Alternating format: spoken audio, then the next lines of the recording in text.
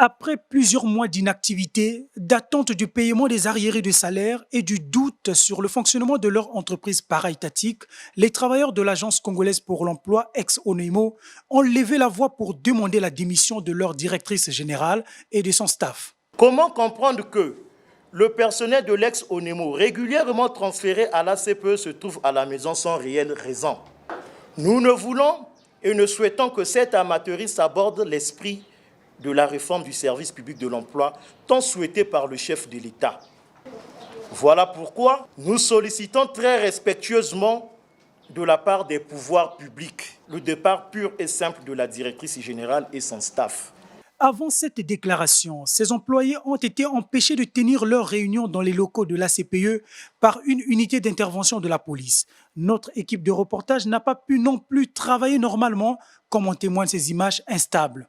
Malgré ce climat délétère, un endroit palliatif a été trouvé pour dénoncer la mauvaise gouvernance de la direction générale de la CPE.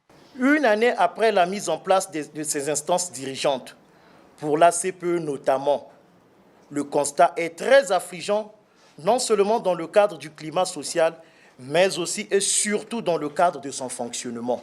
Après plusieurs rencontres avec la directrice générale de la CPE qui se sont soldées par des échecs, malgré notre volonté d'aller à un dialogue franc.